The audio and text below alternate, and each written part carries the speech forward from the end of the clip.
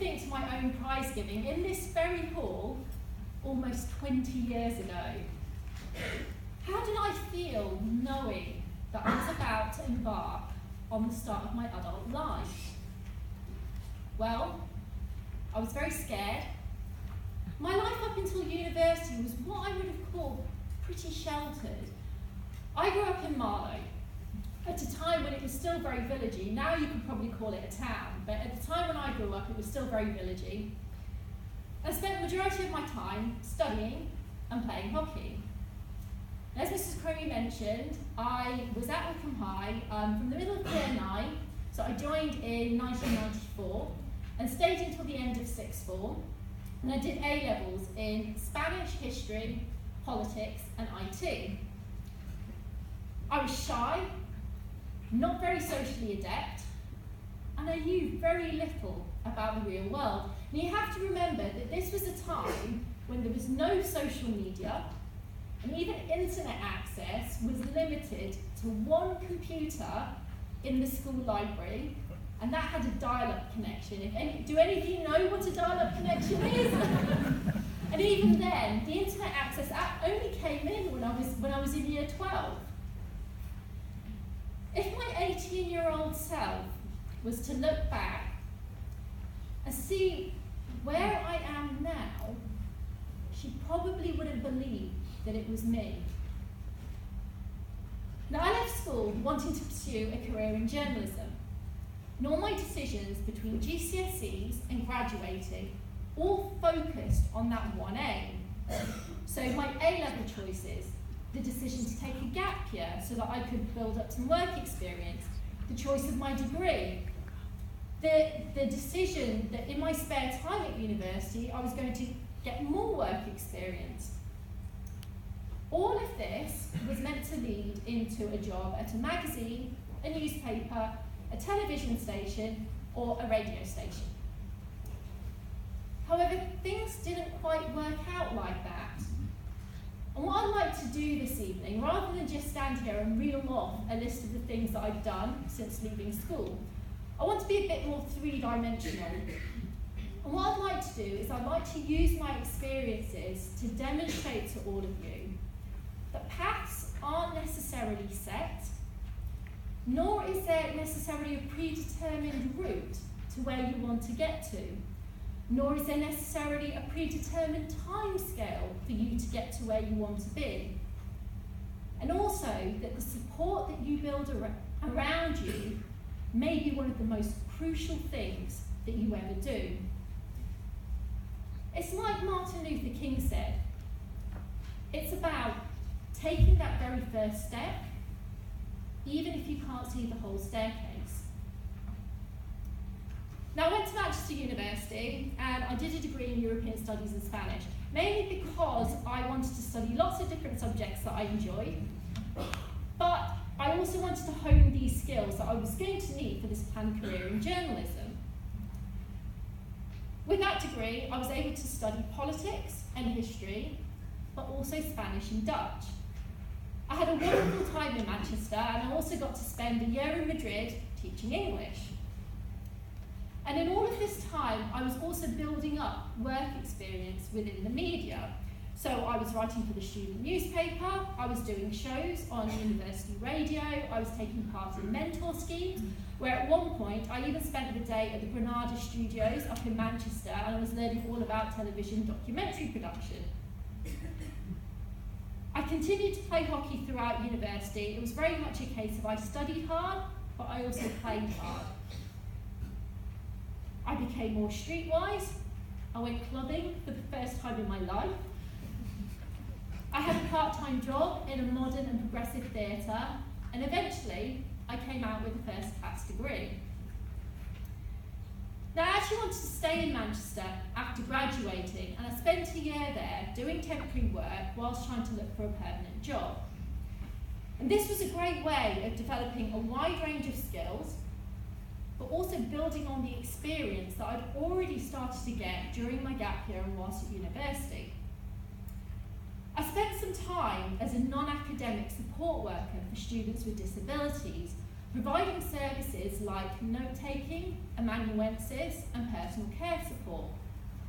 Now, these students had varied disabilities, so things like hearing impairments, learning disabilities. I had one student who had quite severe cerebral palsy. Little did I know then that my world would actually come full circle, and that kind of work would eventually be the making of me. Now, I graduated at a time, we're in 2003 now, there were very few graduate jobs available. All the media jobs that I went for were essentially asking me to work for free for about a year. And this actually really annoyed me, because I'd spent so much time gaining all of this experience during my gap year and whilst at university, precisely because I didn't want that to happen. Plus, with a student debt, I couldn't afford to work for free. So after numerous applications, interviews, and lots of rejections, which was highly demoralising actually, considering I had a first-class degree, 2 languages, and all this work experience, eventually I was offered a job at a business information services company based in Reading. Now I'm going to let you into a secret here. I didn't even know that such an industry existed before I went for this interview. Basically, what the company does is that it analyses business press from different countries in the local languages. And then it translates them and it sends it out in reports so that companies can formulate their business strategy. Although at the beginning I wasn't going to be using my languages because I've been placed within the North American and the Caribbean team, I knew that there was potential there. And actually, within 3 months, I did move, and I was moved to the Latin American team where I was using my Spanish. And it's funny actually, because I was using my Spanish, but translation was the one part of my degree that I didn't really like. It just goes to show that sometimes where needs must. And I actually really love translation now. I quickly progressed in the company, and eventually I became deputy team leader of the Latin American team in record time actually. I joined the company in 2004, and I was asked to become deputy team leader within a year. It was very much a case of being in the right place at the right time. And I have to say, sometimes that's all it is. 2 years later, I was then asked to move back to the team that I'd originally joined, which was the North American and Caribbean team, but this time as team leader. And I then went on to spend 5 years, more or less learning on the job as to how to manage a team of people. Now, following a restructuring of the firm, in June 2011, my team was disbanded. And I was given the option that I could either take redundancy, or I could take 2 steps down. I could become a pure analyst again. Now, I decided to go for the latter for a variety of reasons, one of which I will talk about in a bit. I'm still working at the company. I'm working now for the Mediterranean team, dealing with press from Spain. And I also work full-time from home now. So I've been at the company for 12 and a half years. Now, the idea had been that I was going to be at the company for a few years and then I was going to move on because I still wanted this planned career in journalism. Plus, these days, people rarely stay any longer than 3 or 4 years at any company, let alone the 12 and a half that I've been with Embrain. However, in 2008, so this is 4 years after I joined the company, I was diagnosed with multiple sclerosis. And this really put a spanner in the works in terms of my career plans.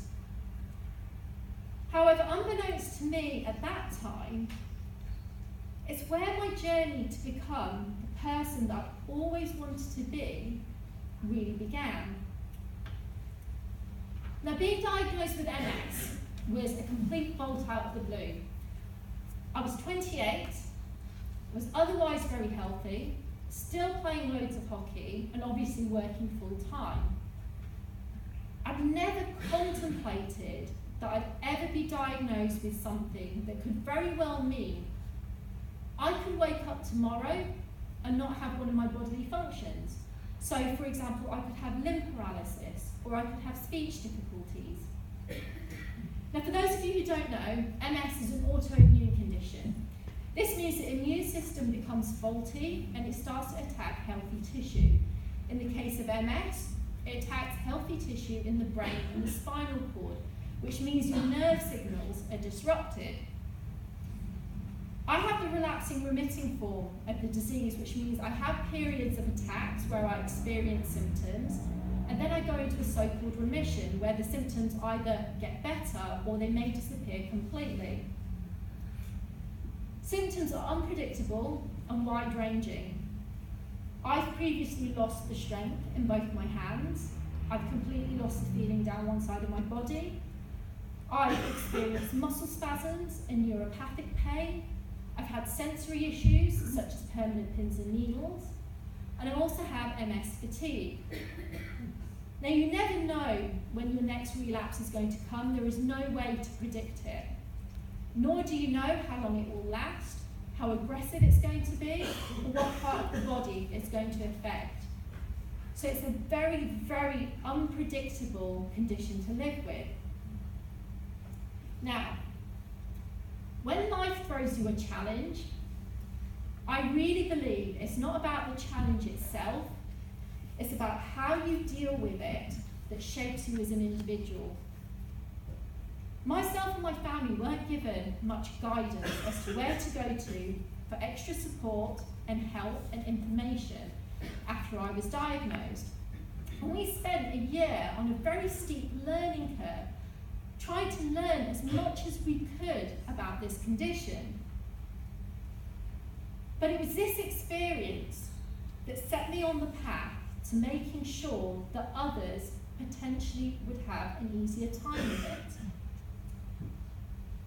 Being diagnosed totally changed my view on life. It made me really think about what was important to me and all the things that I wanted to do that might become harder in the future.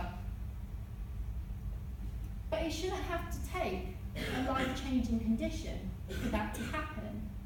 And my first piece of advice for all of you ladies here tonight is make the most of your now. It's so easy to put things off for another time. That's a luxury that I didn't feel that I had any longer. So I made a bucket list of sorts and I started to tick things off. I went snowboarding for the first time in my 30s, although whether you could call it snowboarding is debatable, because I actually spent most of my time on my bottom, just sliding down in the snow. I took up Zumba, I went to my first ballet, and I went to a Michelin star restaurant. Some of the things on my bucket list are big, some of them are small, but they're all things that I've always wanted to do. I also turned my attention to the charity work that I've always done in some shape or form, more towards MS and disability organisations.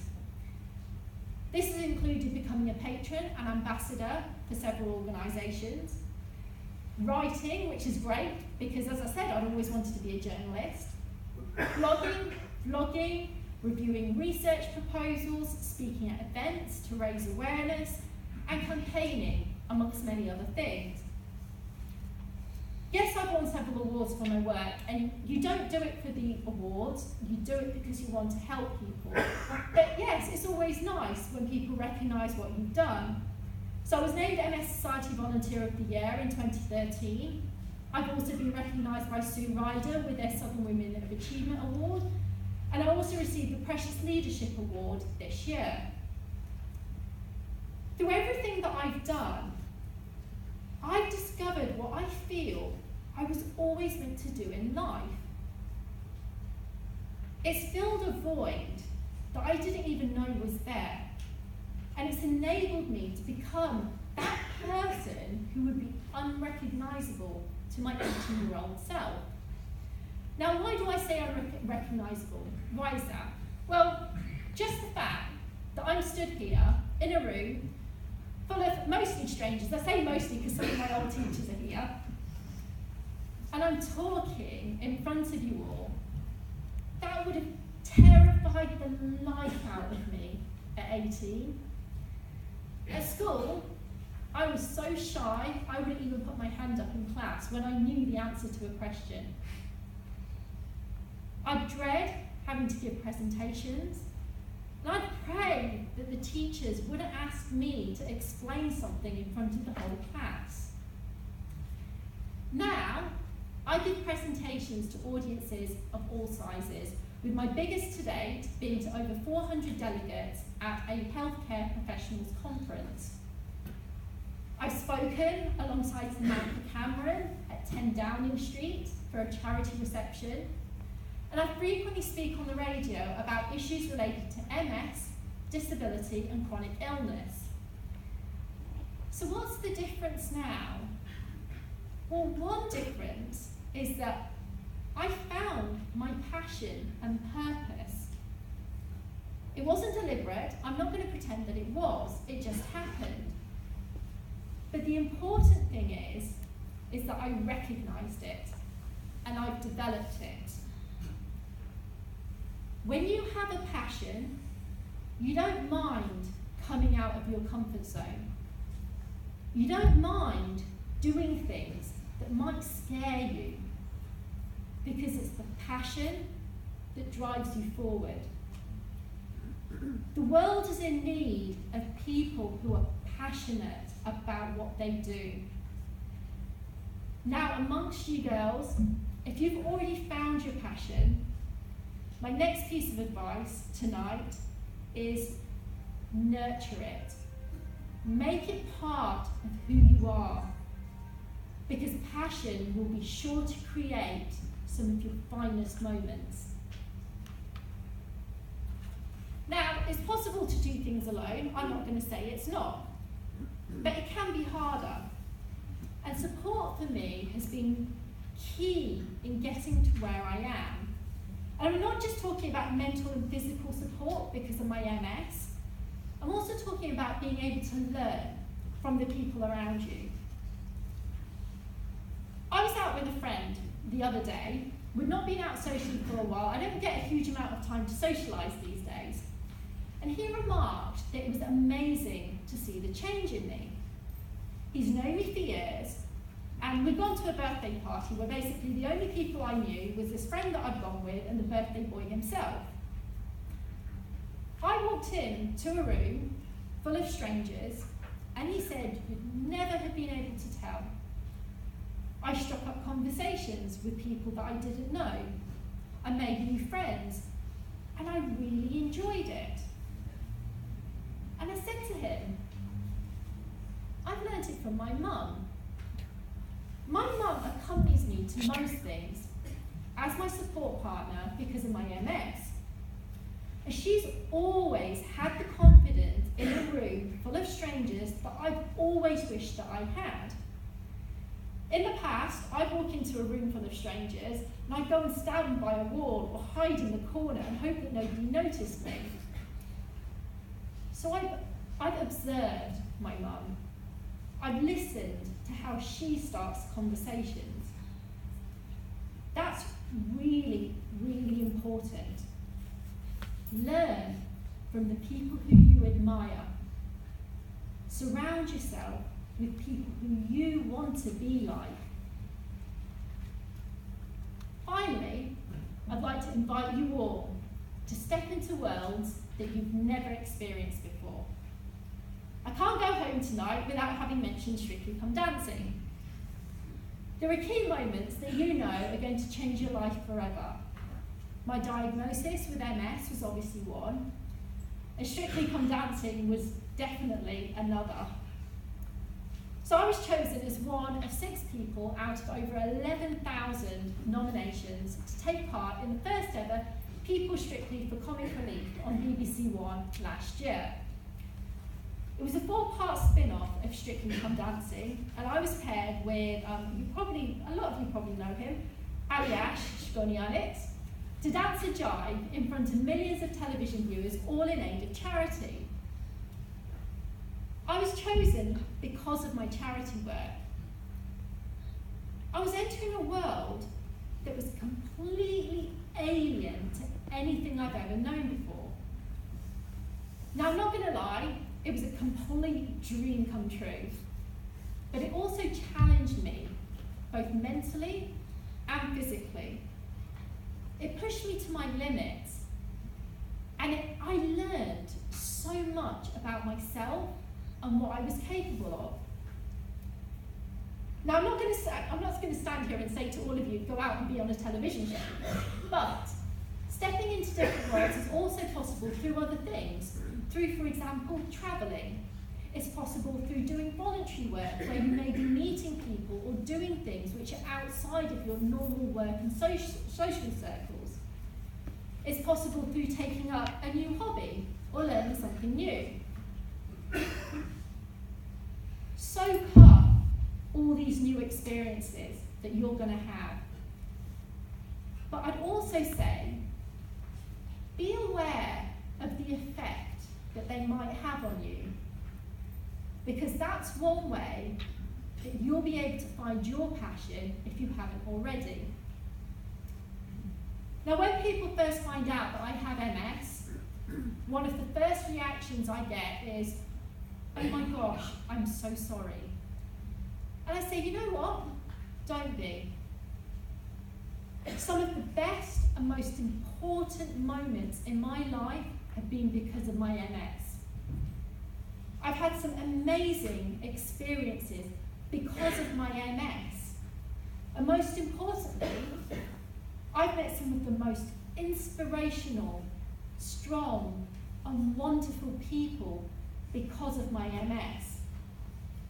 Life hasn't turned out the way that I planned it, and my 18-year-old self wouldn't have accepted that. I planned everything, and when things didn't go to plan, I would become extremely disappointed. I still remember how angry I was when I left university and nobody would give me a job, despite all of my forward planning, the first class degree, and all the experience I had. There was a sense of entitlement there, where I felt that that job was owed to me because I'd supposedly done all the right things. Now, I realise that the important thing isn't whether something goes to plan or not, it's how you react and what you do if it doesn't. I've also learned that it's okay to be scared, it's okay to ask for help, and it's also okay for things to go wrong in your life.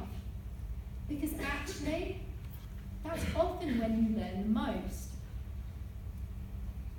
There's a quotation I'd like to share with all of you now, and I don't know who said it. I found it on the internet one day. The internet's a wonderful thing. I put it up on my Instagram because I absolutely loved it. And I think it's a really great piece of advice, particularly at this time when you're all about to embark on this next stage of your lives. It goes, be around the light bringers, the magic makers, the world shifters, the game shakers.